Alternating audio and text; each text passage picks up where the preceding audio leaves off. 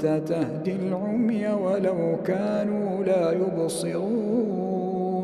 إن الله لا يظلم الناس شيئا ولكن الناس أنفسهم يظلمون ويوم يحشرهم كأن لم يلبثوا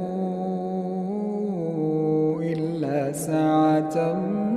من النهار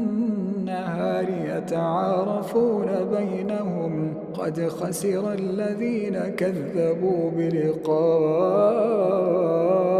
الله وما كانوا مهتدين وإما نرينك بعض الذي نعدهم أو نتوفينك فإلينا مرجعهم ثم